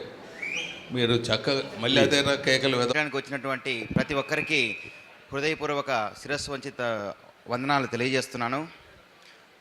మామూలుగా స్టేజ్ మీదకి నేను వచ్చి రెగ్యులర్గా మాట్లాడను. ఎప్పుడో మేమంతా డెస్క్లో ఉంటాం కాబట్టి మా జర్నలిస్టులు మేము మాత్రం డెస్క్లో 4 గోడల మీద కూర్చొని ఏ వార్త ఎక్కడ పెట్టాలి, ఎవరి ఎంత పెట్టాలి, ఎంత తగ్గించాలి, ఎవరిని హైలైట్ చేయాలి, ఆ అధిక ప్రసంగాలు, అనవసర రాద్ధాంతాలను తీసేసి ఓ మంచి వార్తను మలిచే డ్యూటీ మాది. ఈ విషయం పక్కన పెడితే మాకు రాయలసీమలో 5 అక్షరాలు. రాయలసీమలో పంచమవేదం ఎట్లాంటిదో రాయలసీమ అటువంటిది. ఆ రాయలసీమలో అద్భుతంగా పనిచేస్తున్నటువంటి గొప్ప వ్యక్తులు, మహోన్నత వ్యక్తులు టాప్ 5 మెంబర్స్ తీసుకుంటే అందులో పెద్దలు టీజీ వెంకటేశ్వర గారు, అన్న బైరెడ్డి రాజశేఖర అన్న గారు ఖచ్చితంగా కనిపిస్తారు. రాజశేఖర అన్నను చూస్తే అన్న అని అనిపిస్తుంది, సార్ను చూస్తే గౌరవంగా సార్ అని అనాలనిపిస్తుంది. కాబట్టి ఇద్దరు మహోన్నతమైన వ్యక్తులు, సూర్యచంద్రుడు లాంటి వారు మన కర్నూలు జిల్లాకు. రాయలసీమలో వీరు చాలా గొప్ప వ్యక్తులు. నేను చిత్తూరు జిల్లాలో పనిచేసేటప్పుడు నేను అనుకుంటూ ఉంటే పెద్ద పెద్దల్లో కలుస్తానో ఏమో లేదని.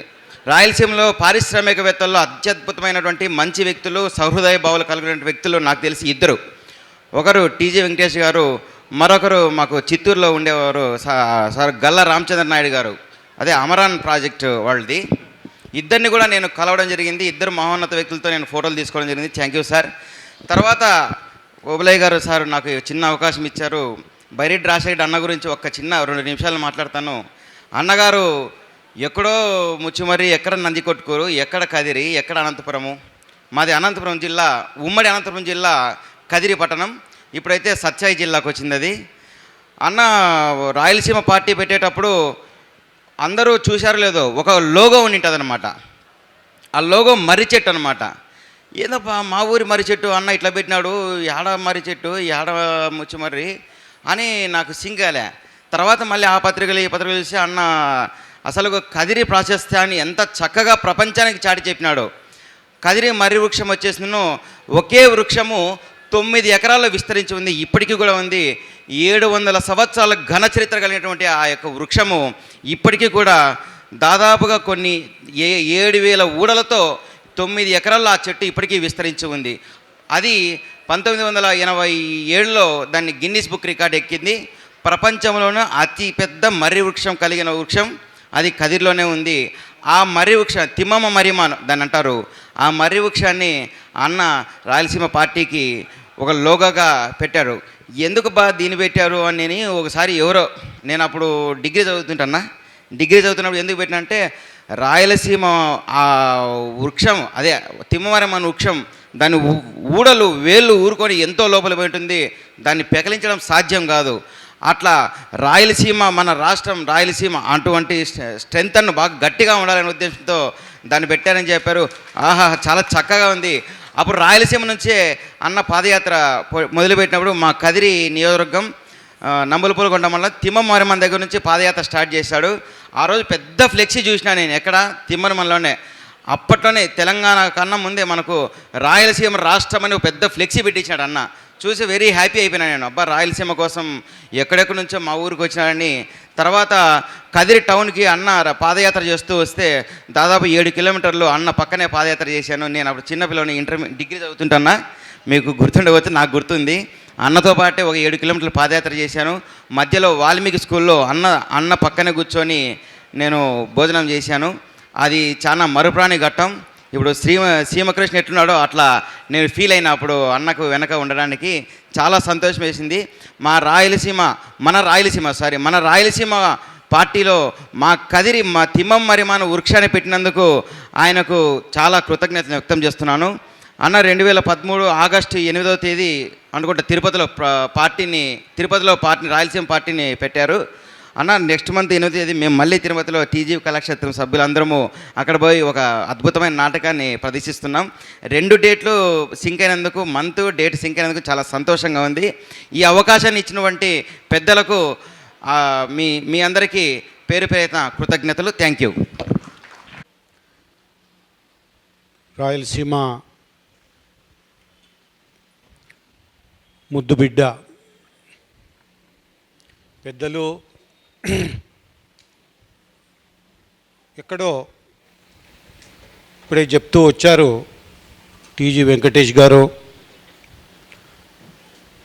ఆయన జన్మస్థానం పెద్ద తుంబలం. 2 ఉన్నాయి, చిన్న తుంబలం, పెద్ద తుంబలం అని.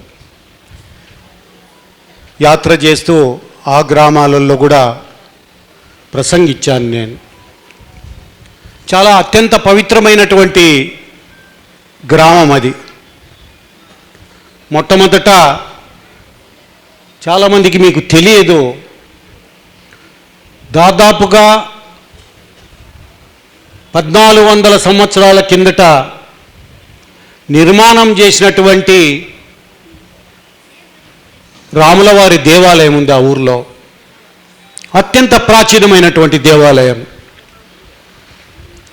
ఆ దేవాలయంలో అత్యంత ముఖ్యమైనటువంటి విషయం ఏమంటే, మనం ఎక్కడ దేవాలయం రామాలయానికి వెళ్ళినా సీతా రామ లక్ష్మణ ఆంజనేయ స్వామి విగ్రహాలు ఉంటాయి.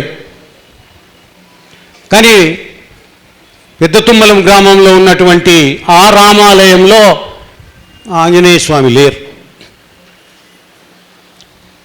దానికి వేరే చరిత్ర ఉంది. ఆ ప్రాంతమంతా కూడా మరి పాండవులు, అదే రకంగా రాముల వారు సీతమ్మ తల్లితో వనవాసాన్ని సాగిస్తూ వచ్చినటువంటి ప్రాంతం అది. ఈ మధ్యనే మరి కొందరు మరి రీసెర్చ్ చేసి బయటపెట్టిన విషయం కూడా, కిష్కింద అన్నటువంటిది కూడా మరి బళ్ళారి జిల్లాలో, అది కూడాను హోస్పేట ప్రాంతంలో ఉన్నట్టుగా నిర్ధారణ చేశారు. అదే వెళ్తూ ఉంటే కంపిలి ప్రాంతంలో, అది కర్ణాటకలో ఉంది, కిష్కిందపురం అని చెప్పి ఒక గ్రామం కూడా ఉంది, పేరు మొదటి నుంచి కూడా. ఇటువంటి పవిత్రమైనటువంటి ప్రాంతం నుంచి సరే వ్యాపారీ రీత్యా కావచ్చు, ఇంకొక దీంట్లో కర్నూలు పట్టణానికి వచ్చి సెటిల్ అయినటువంటి టీజీ వెంకటేష్ గారు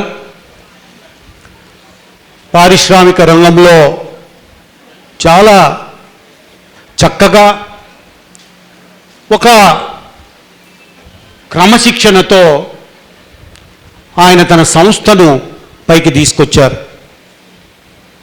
ఎంతోమందికి ఎంప్లాయ్మెంట్ క్రియేట్ చేశారు, ఎంతోమందికి ఉద్యోగ అవకాశాలు కల్పించారు ఈ ప్రాంతంలో. టీజీ వెంకటేష్ గారు నాకు బాగా గుర్తు. ఆయన అన్న ఫస్ట్ టైం వీళ్ళు రాజకీయాల్లోకి రావడానికి కారణం ఆ కుటుంబం నుంచి వసంత గుప్తా గారు. ఆయన జెడ్పీ చైర్మన్గా 47 నాకు అది గుర్తులేదు. వసంత గుప్తా గారు చైర్మన్గా మా తండ్రి గారికి చాలా సన్నిహితంగా ఉండేవాళ్ళు. టీజీ వెంకటేష్ అంటారు రెడ్డి, ఆయన రెడ్డి, నేను శెట్టి గారిని అని. శెట్టి గారు అంటే నేను టీజీ వెంకటేష్ను శెట్టి అనను నేను.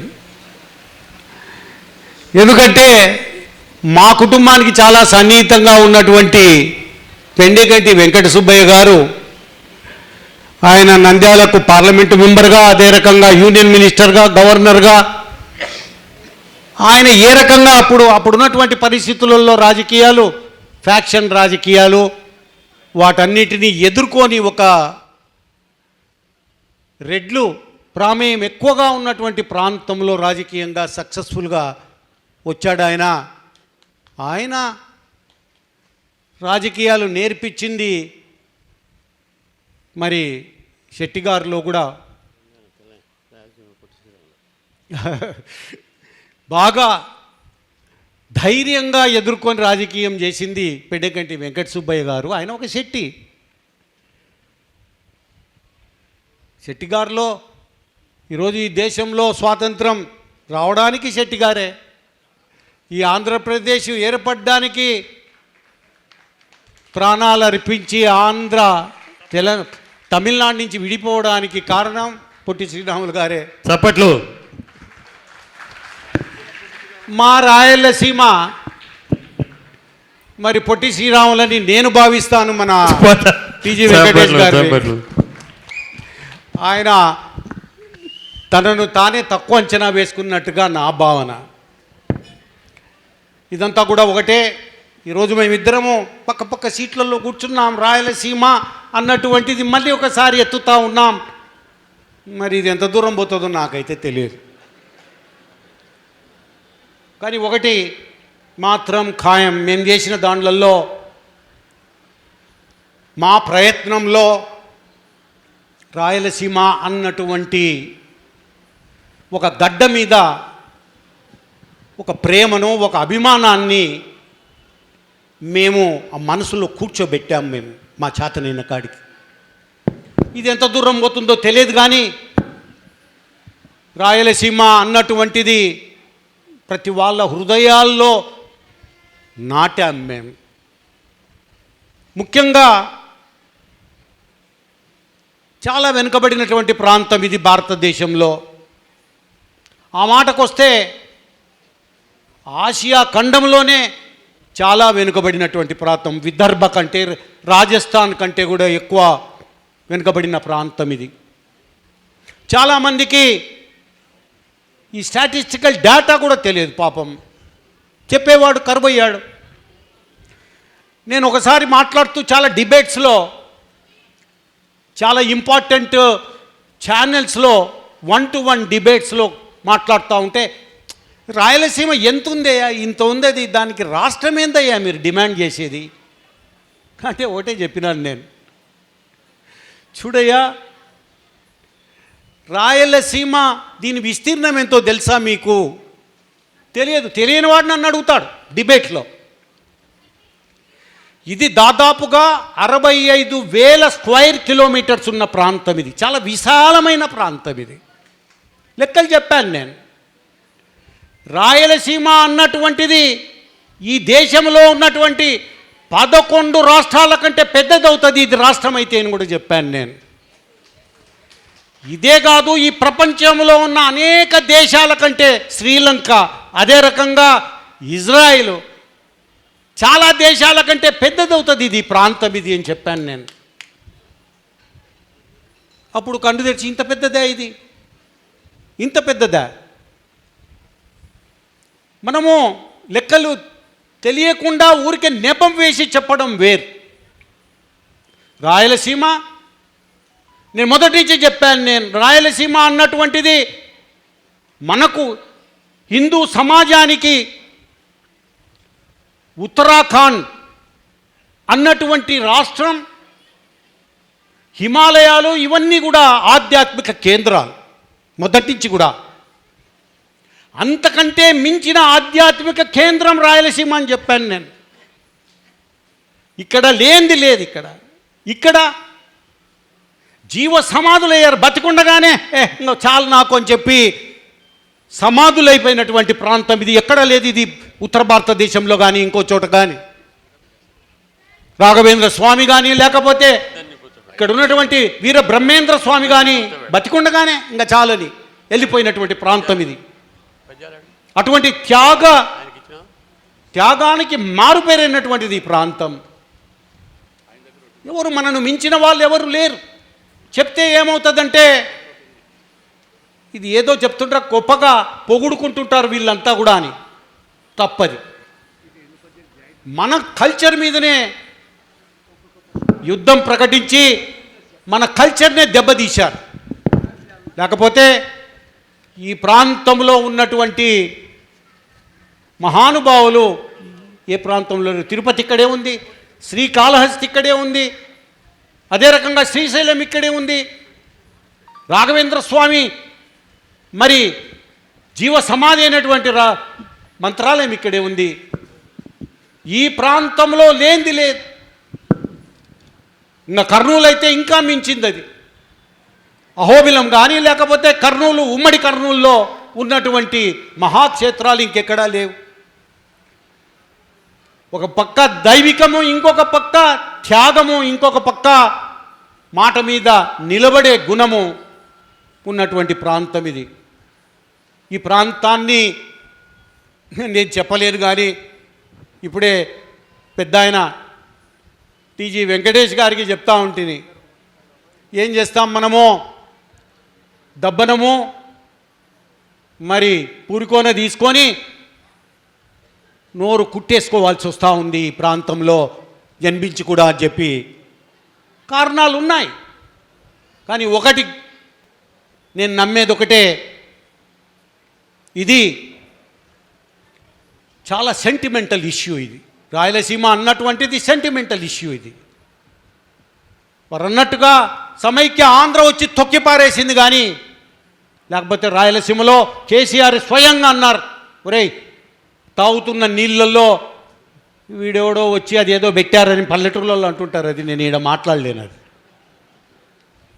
వాస్తవంగా ఖచ్చితంగా ఎప్పుడోసారి డిమాండ్ పెరుగుతుంది, చాలా కాలం ఉండదు. ఇది లేనిది మన పెద్దలు ఈ ప్రాంతానికి రాయలసీమ అని పేరు పెట్టి పోరు. ఈ ప్రాంతం పవిత్రమైన ప్రాంతం ఇది. ఈ ప్రాంతం తిండికి లేకపోయినా కూడా నీతి తప్పి బతికే ప్రాంతం కాదు. కల్చర్ చెడగొట్టి పారేస్తున్నారు దీన్ని. అంతకు తప్పితే బాధపడాల్సినటువంటి అవసరము ఈనాడు ఆ అవసరం వచ్చింది, బాధపడాల్సిన అవసరం వచ్చింది. ఓబులయ్య గారు మరి ఒక పుస్తకాన్ని రాశారు. ఇదేం పెద్దగా ఇంతలా లేదు బుక్ ఇది. ఈవెన్ వార్ అండ్ పీస్ కానీ లేకపోతే ఇంకా చాలా బుక్కులు 1000-1200 పేజీలు ఉన్న బుక్కులు కూడా ఉన్నాయి. కానీ దీంట్లో ఒక్కొక్క పద్యము చదివితే ఇది ఒక 500 పేజీలకు సమానమైనటువంటి బుక్ ఇది.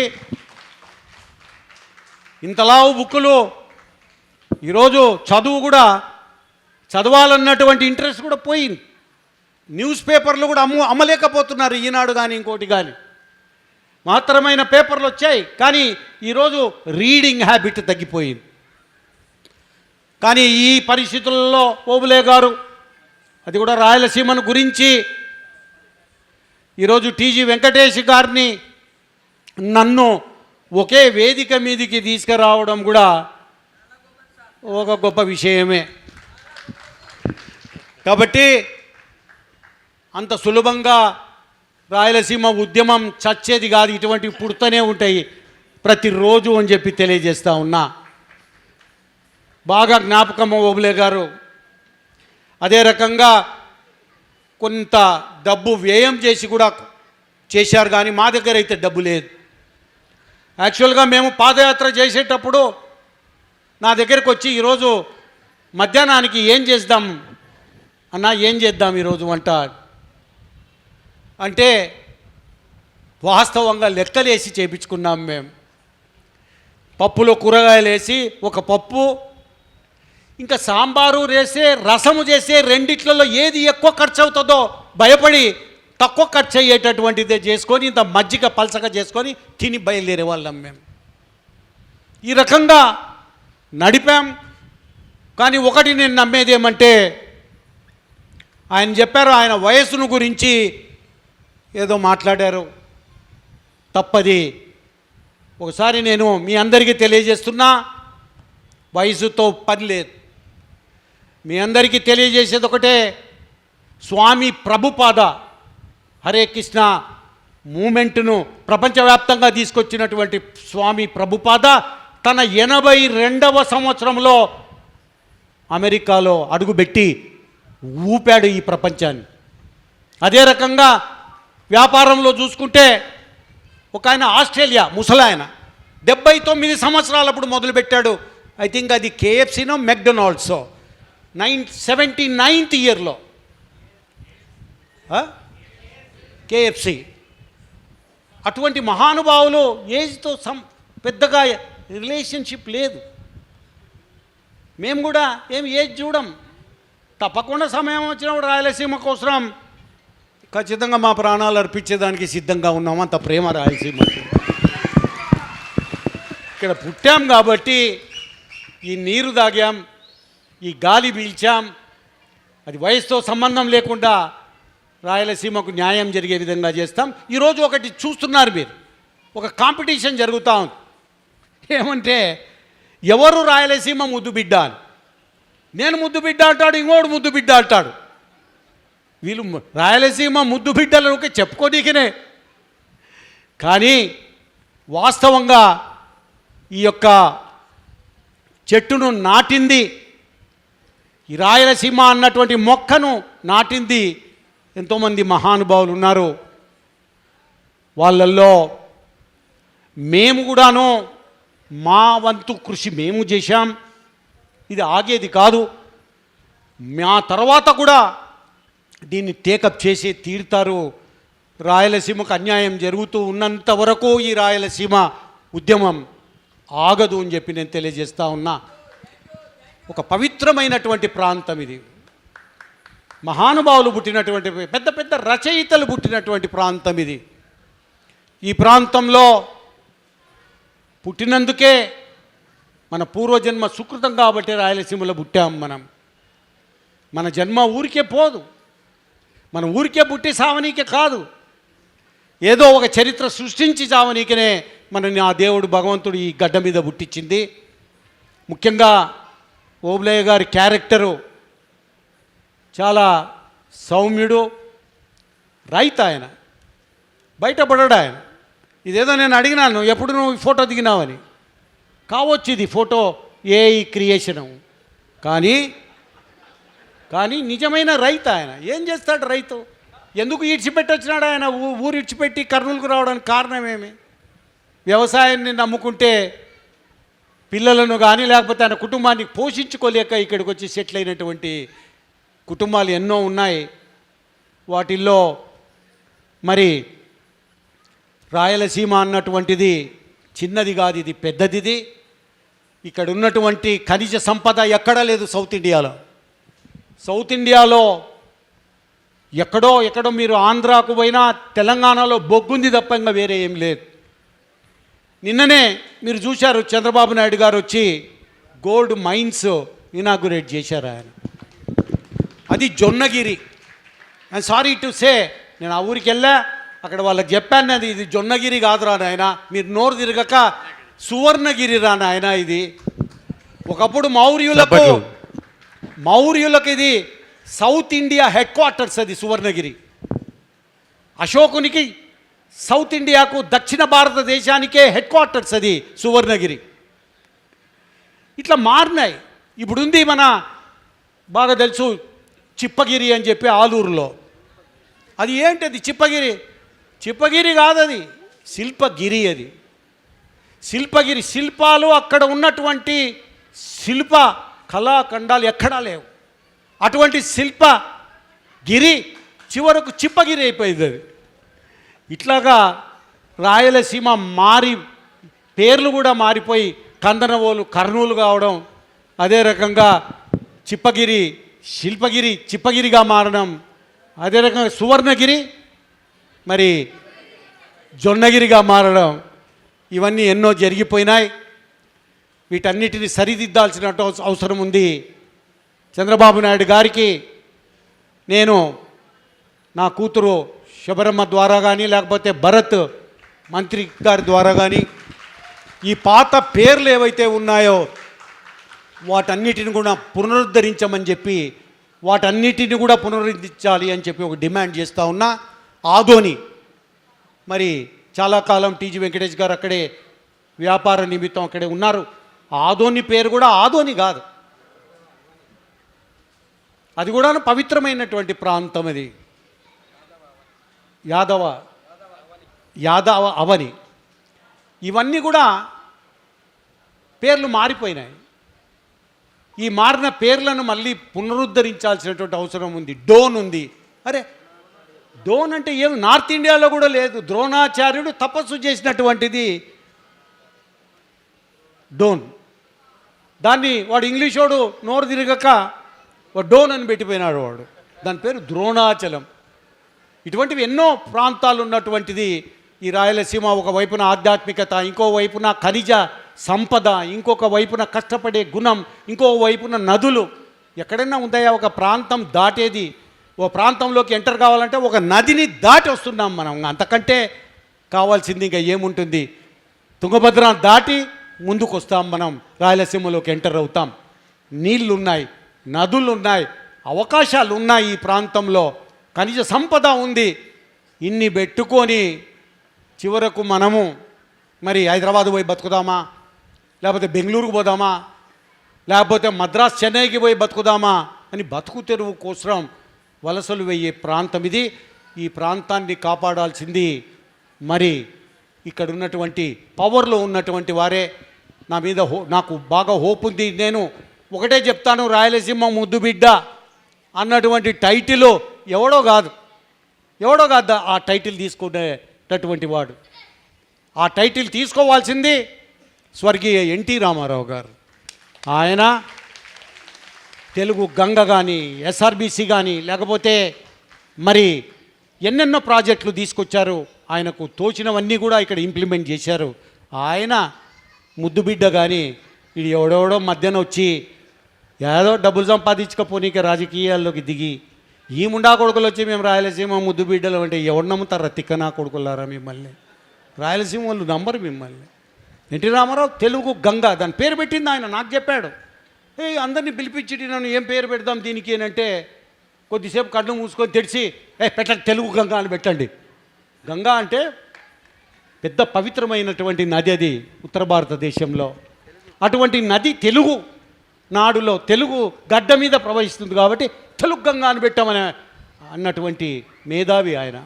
ఆయన రాయలసీమ ముద్దుబిడ్డ కానీ ఈ అంత రాయలసీమ ద్రోవులల్లో వచ్చి మేము ముద్దుబిడ్డలం అని పెట్టుకుంటే ఎవడు నమ్ముతాడు వీళ్ళను? కాబట్టి ఏదైనా ఉంది అంటే రాయలసీమ కోసం మరి టైం, అదే రకంగా డబ్బు, అదే రకంగా అన్ని రకాలుగా ఒక డెడికేషన్తో పనిచేసింది కొంతమంది ఉన్నారు. దాంట్లో టీజీ వెంకటేష్ గారు కూడా.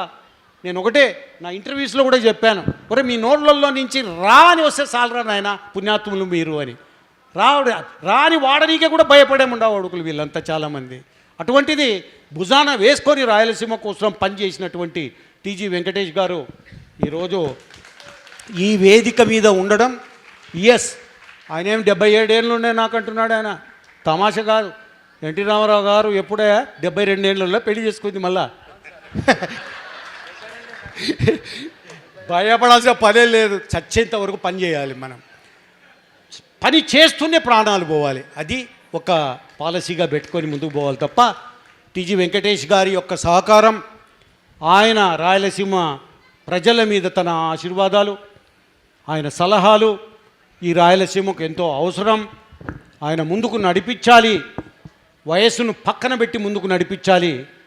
ఇప్పుడు కాదు అన్యాయాలు జరిగినప్పుడు, అదే రకంగా రాయలసీమను మూలకు పెట్టి మనను పట్టించుకోకుండా ఉన్నప్పుడు తప్పనిసరిగా టీజీ వెంకటేష్ గారు కానీ నేను కానీ ఊరుకుండాము. మేము తప్పనిసరిగా మరి దీన్ని నడిపే పరిస్థితులు వస్తాయి. చంద్రబాబు నాయుడు గారు ఒక దీక్షతో చేస్తున్నారు ఆయన. ముఖ్యంగా ఆయన ఏం చేస్తే బాగుంటుంది రాయలసీమకని తపన పడుతూ ఉన్నారు. మిగతా వాళ్ళు తపన కాదు, ఏదో ఒకటి ప్రాజెక్ట్ తెచ్చేది, దాంట్లో ఎన్ని డబ్బులు వస్తాయి, కాంట్రాక్టర్ గడ మనకి ఎన్ని ఇస్తాడు అని చెప్పి లెక్కలు వేసుకునే ముండావడుకులు రాజకీయాల్లో కొంతమంది ఉన్నారు. వాళ్ళు పైకి వచ్చే ప్రసక్తి లేదు.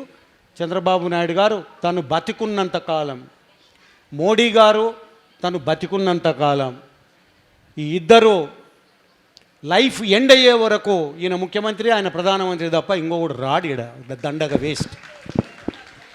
వేస్ట్. కాబట్టి రాయలసీమ కోసం పాటుపడుతున్నటువంటి మరి ఓబులయ్య గారు, ఏ చిన్న బుక్ అనుకోవద్దండి మీరు. లావుగా రాసి ప్రింట్ చేసి ఇస్తే మీరు మొయ్యలేరు. లావుటోడు ఏం చేస్తాడు, నడచలేడు. ఎవరన్నా లావైన వాళ్ళు ఏం అనుకోవద్దండి మీరు. ఓ 4 అడుగులు వేసే ఆయాసం కూడా వస్తుంది. అటువంటిది కాదు ఈ బుక్. ఇది ప్రతి చోట ఒక మీనింగ్ ఉంది. దీన్ని రాసిన ఓబులయ్యను మీ అందరికీ నేను ఈ ప్రయత్నం చేయడం అనేది రాయలసీమ వాసుల తరపున నేను మీకు మరి అభినందనలు, కృతజ్ఞతలు తెలుపుకుంటున్నా. ముఖ్యంగా మరి నా రాయలసీమ ఉద్యమంలో నేను అసెంబ్లీలో ఉన్నంతకాలం చాలా మంచి స్పీచ్లే నేను ఇవ్వడం కూడా జరిగింది. అప్పుడు కూడా నేను నా ప్రతి స్పీచ్ను ముగించింది జై జవాన్ జై కిసాన్ దీనిలతో ముగించాను నేను. కానీ రాయలసీమ ఉద్యమం చేపట్టిన తర్వాత ప్రతి చోట, ప్రతి పబ్లిక్ మీటింగులో మేమేం పెద్ద ధనవంతులము కాదు, లేకపోతే ఓ పెద్ద సినిమా యాక్టర్లం కాదు, లే విజయ ఎవరో మొన్న కొట్టాడు సినిమా గ్లామర్తో, అట్టా కాదు.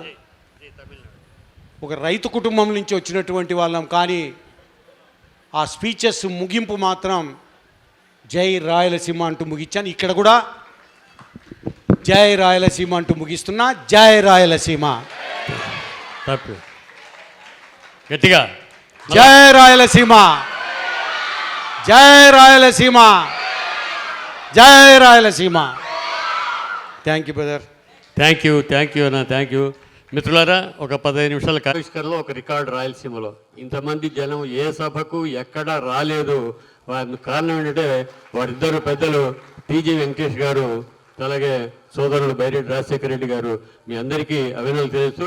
ఏముందో మీరు 10 పద్యాలు వినాలి. నేను చదవను, మా మిత్రుడు మహమ్మద్ మీద అవుతాడు. రామయ్య 10 పద్యాలు అయిపోయిన.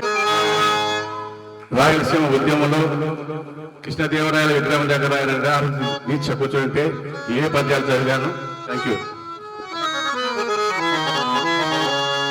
రాయలేలిన కాలాన రాసిబోసి,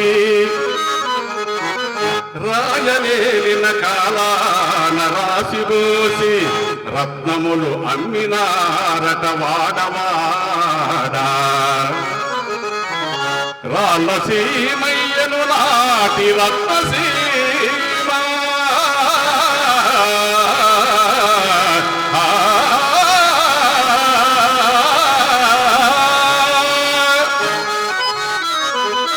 నాటి రత్నసీమ రాళ్ళసీమను అయ్యను. కానీ ఇప్పుడు వచ్చే కష్టములెన్నయో, వచ్చే కష్టములెన్నయో రాయలసీమ రైతుకి చదా.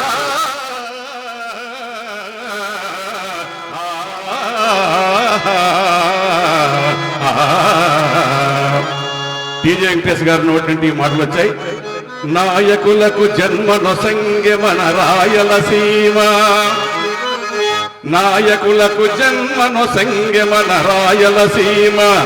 రాష్ట్రపతి, ముఖ్యమంత్రులు, మంత్రులు, గవర్నర్లు, మహామహులు వానికెక్కిన రాయలసీమ. కానీ వచ్చే కష్టములన్నీయో మన రైతుకి చటా.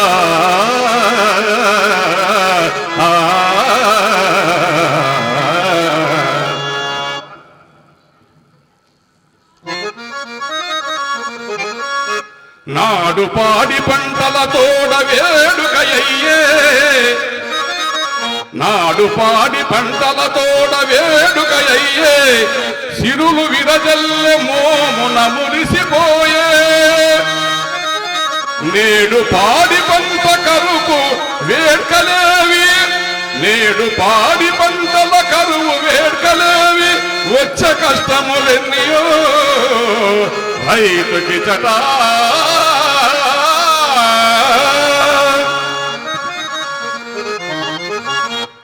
కరువు విలయ తాండవమాడే, కరువు విలయ తాండవమాడే, చెరువులన్నీ ఎండిపోయే, బీటలు వారి నేల తల్లి ఇంకిపోయెను రైతుల కన్నీటు కన్నీరు, ఇంకిపోయెను కన్నీరు వరద మిగిలే,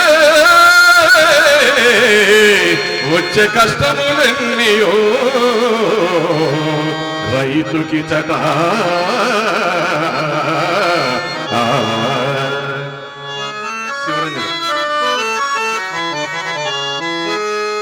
శివరంజన్ బైరెడ్డి గారు అన్నట్టు ఇంత సంపద ఉన్న రాయలసీమలో సుగ్గిబాటన బట్టిరి, సుగ్గిబాటను బట్టిరి బుగ్గిపాలు జీవితాలు. గ్రామాన వృద్ధులను విడిచింత చెంది, గ్రామాల్లో వృద్ధులను వీడిచింత చెంది, బ్రతుకు తెరువుకై పట్టణము బాట పట్టిరి, బ్రతుకు తెరువుకై పట్టణ బాట పట్టిరి, వచ్చే కష్టములెన్నయో మన రైతుకి చెడా.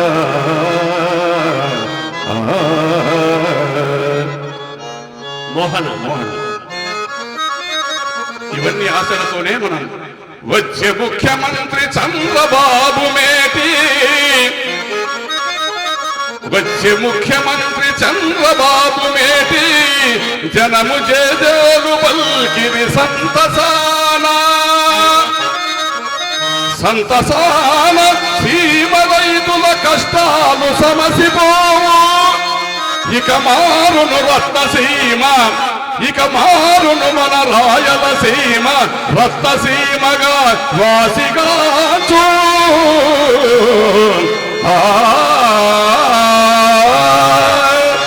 వేదావతి గుండ్రేవల రావాలి, చంద్రబాబుకి జై అనిపించుకోవాలని తపన పడుతూ ఈ ఇద్దరు కూడా వారిని వేదావతి గుండ్రేవల మీద కృషి చేయవలసిందిగా రాయలసీమ రైతుల తరపున కోరుకుంటూ ప్రతి ఒక్కరికి ధన్యవాదాలు. మిత్రులారా, వచ్చింది సారు టీజీ వెంకటేష్ గారి కృషి వల్ల ఈ కళాక్షేత్రం వచ్చింది. ఈ కళాక్షేత్రంలో పద్యాలు నేర్చుకొని రేపు ఆగస్టు 16వ తేదీ ఒక అద్భుతమైన నాటకం ఇక్కడ ప్రదర్శించబోతున్నాం. ఆ అమ్మాయి 2 పద్యాలు వినిపిస్తుంది.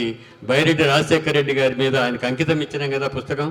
2 పద్యాలు. అమ్మ, ఈమె పేరు లావణ్య, రాయతూరులో మాతృభాష తెలుగు కన్నడ, కానీ మన రాయలసీమలో కర్నూలులో ఉంటుంది. సార్ కర్నూలులో ఈ అమ్మాయి. సార్ నమస్తే అమ్మా. ఇద్దరు చెప్పారు నమస్కారం. ఒక అద్భుతమైన నటిని మా కళాక్షేత్రం రాయలసీమలో తయారు చేస్తుంది. మరి బైరెడ్డి రాజశేఖర్ గారికి అంకితం ఇచ్చినప్పుడు ఆ కుటుంబాన్ని గురించినటువంటి పద్యాలు 5 ఉన్నాయి. ఓపిక ఉంటే వింటామంటే చదివిస్తాం. అందులో ఆ కుటుంబంలో బైరెడ్డి శబరి ఎంపీగా మన మిత్రులు ఒక్కటి చెప్పాలి ఇక్కడ. నిజంగా ఈ పుస్తకం మన అన్న ఏమనుకోవద్దు, శబరి గారిని అడిగితే బనగానేపల్లికి వచ్చినప్పుడు రాయలసీమ పుస్తకం మీద ముఖ్యమంత్రి గారితో ఆవిష్కరణ చేయించాల్సినటువంటి సమయం వచ్చింది. ఆమె ముఖ్యమంత్రి గారు కూడా సమయం ఇచ్చినారు. కాకపోతే నా మనవడు సింగపూర్ వెళ్ళాల్సిన అవసరం వచ్చి ఆమె చెప్తే చాలా బాధపడినది. అక్కడ జరగలేదు, కానీ అంతకన్నా గొప్పగా ఇక్కడ జరిగింది. మీ అందరికీ ధన్యవాదాలు. మరి అమ్మాయి ఎట్లా పడిందో మీరు చెప్తే సారు ప్రస్తుతం ఆంధ్రదేశంలో ఒక అద్భుతమైన నటిగా తయారవుతుందన్న ఆశ. చదవమలవనే. చిన్న శివారెడ్డి చెంచమ్మాలరారా వారసత్వము పొంది వాసిగాంచే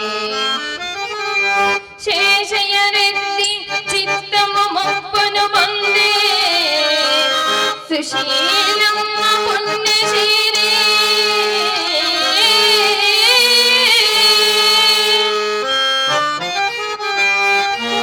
వారికి తనయుడు రాజశేఖర రెడ్డి నంది మక్కూరు జనంబు మెచ్చ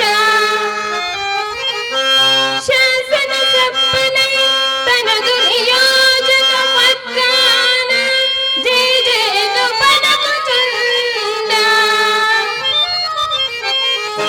బడుగు బలహీన వర్గాల బాంధవుండు దళిత హరిజన గిరిజన గాతయంచు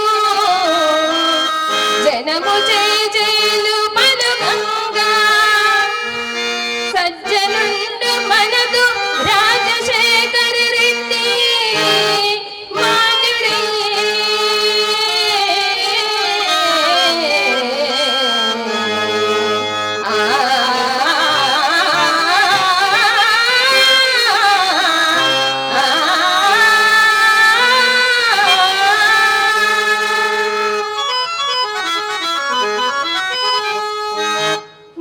నిలిచేదోడు వాదోడు నిమ్మి మీరా మహిళ భారతి అర్ధాంగి మాన్యురాలు తనయ శబరమ్మ శర్వాణి ధన్యులైరి నీదు వంశ కీర్తి నిలిపి మెప్పుగాంచే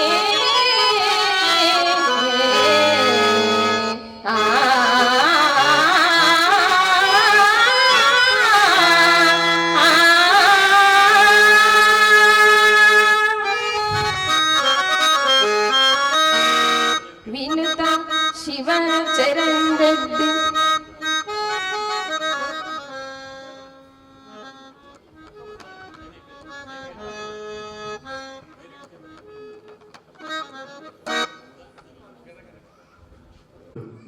రెడ్డి గారు, పుల్లయ్య గారు, కృష్ణారెడ్డి గారు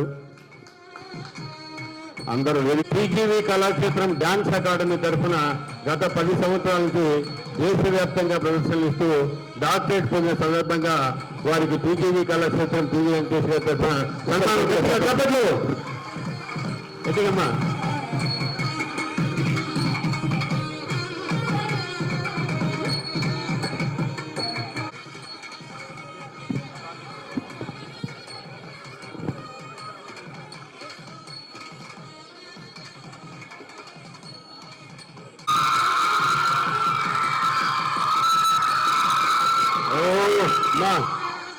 మన సార్ తెలుసు. తర్వాత సుధాకర్ రెడ్డి.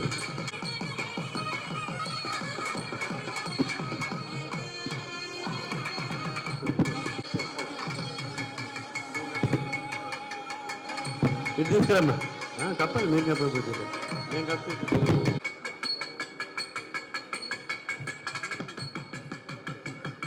బైరెడ్డి గారికి టీవీ వెంకటేష్ గారికి స్వాగత సన్మానిస్తారు. ఇరువురు రాయలసీమ ఉద్యమ నాయకులు. మరి గట్టిగా చప్పట్లు పరచాలి.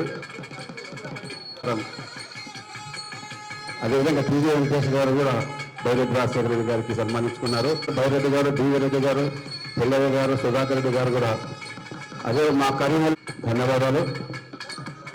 ఒక్కసారి